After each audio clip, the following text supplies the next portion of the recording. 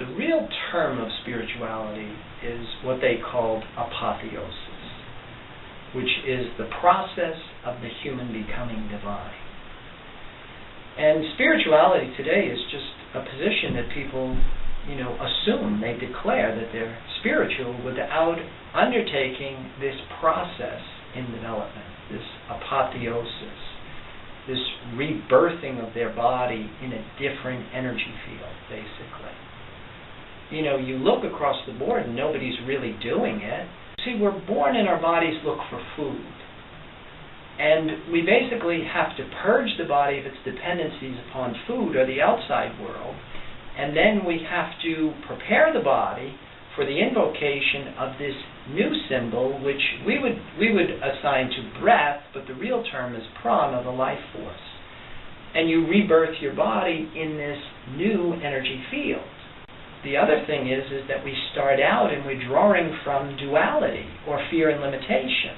Duality is matter and basically mind. Those are the energy fields that are recognizable. Now, what spirituality is basically it's a rebirthing of the body. You separate from mother, or you separate from the outside world, and then you rebirth your body in this new energy field. When matter and mind come together with truth and wholeness, it impregnates the seed of the mind. Initially, your conscious mind is small, your field of awareness is narrow, and you kind of feel like a victim. Everything is happening to you. When matter and mind come together with new information and it impregnates the seed of the mind, your mind opens. There's a gestation period for consciousness. And it all depends on what energy field you're drawing from. The steps that we use, we follow yoga and the 8 essential stages of yoga. But it's skillful use of thought, skillful use of breath, skillful use of water, skillful use of food, skillful use of exercise. See, what I've recognized is that in most of our spiritual communities today, very few people are using the body in the formula. It's all academic, it's all intellectual. And in order for us to truly become spiritual, we need to work with the physical body in conjunction with the right information. See, if your body is longing for fear and limitation, you can't get spirit into the body.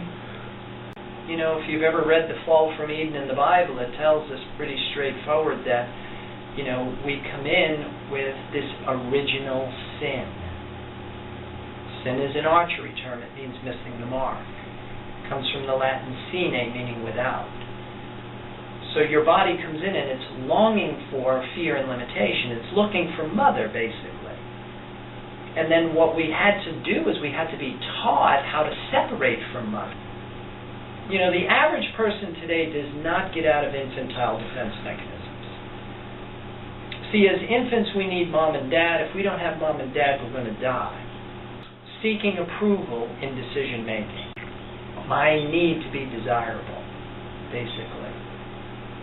Just look at a TV commercial and it targets infantile defense mechanisms. It's your need to be desirable. And the average person just doesn't get out of that because nobody is teaching us how to do it and what it would look like if you were doing it.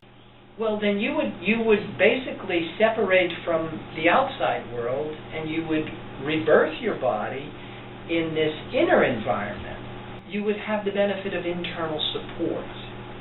You would be able to be more intelligent in decision making, and it would change the exchange of energy that you had between you and your environment. Like I said, what we call normal behavior is usually just control dramas. We're competing for energy in a limited level. On a deep psychological level, people need external reinforcement. And that's the driving force between most of our therapies. And why they're ever-ending, never-ending situations, because it perpetuates this regressive cycle. The solution is found when you teach the individual how to separate from the fear and limitation that we talked about and reconnect to a more reliable resource. That's what being spiritual really is.